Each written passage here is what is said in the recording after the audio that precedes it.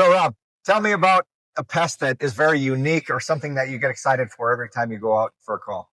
Really, like pests, not necessarily a pest, but something that we run into consistently are bats. So, like, what about bats makes it unique to you, or like what's the process, or like when the customer calls, like what are their thoughts, or what are they seeing, or why are they calling us? Yeah, so often the customer calls us, we're responding to noises in the attic or scratches in their wall. So often we're investigating the situation first, going up inside the attic, then we determine that it ends up being bad. A potential customer calls and they say, hey, I hear something in the wall. Can you come check it out? Is that how it starts? Or they call and they say, hey, I have bat. Typically they hear something in the wall, and then our office staff kind of goes over questions and asks them like the time of day, the time, or if it's at night, and we kind of base it off of that. So generally when we get to an inspection, we already have a brief knowledge of what they're experiencing. So like as far as bats, people are getting them in the house, or they're just hearing the noise? Yeah, so noises, or sometimes they have situations where a bat comes into the home and then they find out they have bats. Sure.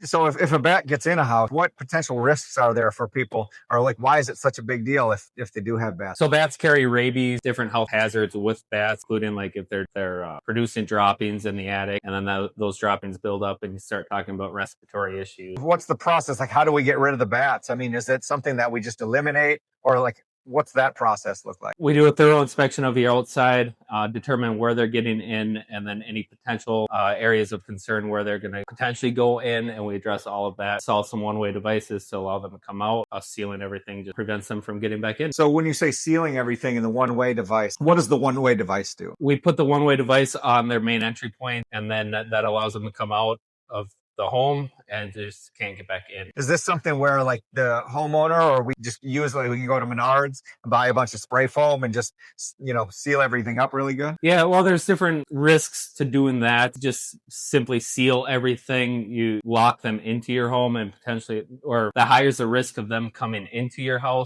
versus getting out of the house. If you use spray foam in certain areas, it creates different damage to your house as well. Sure. So like what products are we looking to use, or what are we trying to do to get the bats out? Really, we're just using products like Ridge Guard, some professional grade sealants, and then some metal. Right. So we'll go up to the house, we'll verify that it's bats, and then we'll install the one-way devices and then seal some other entry points.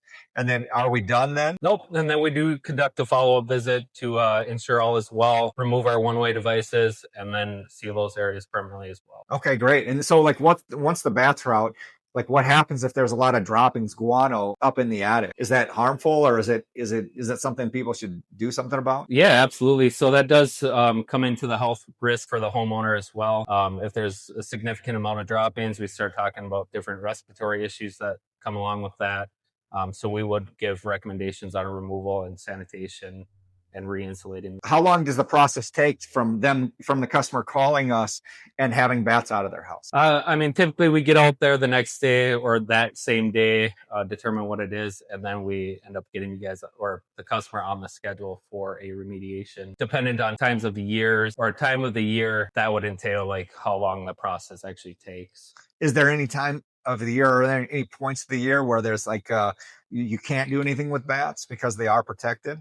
Absolutely. So basically June through August, it's a blackout period in the state of Wisconsin where bats are having juveniles, and that restricts us from doing any type of remediations during that process or during that time. Different factors come into play when you start having bats coming into your home consistently. Then we are able to kind of bypass that and fill out the correct forms needed to take care of that issue. Sure. What forms are required for that? So we do a health exemption form provided by the DNR, and that allows us to do the remediation. Perfect. So once the one-way's installed and you seal all these things, is that it? Or do you go back and take the one-ways, or they're just kind of there forever just in case they don't come back, or they do come back? No, but we do remove our one-way device just as like more of like an extra security blanket. We're not only removing our one-way device, but we're thoroughly inspecting the area to make sure nothing, no issues arose between visits. Awesome. So start to finish, it's safe to say the whole process is done in approximately 30 to 60 days, depending on the time of year. Absolutely. Cool. And always, thanks for making First Choice your first choice.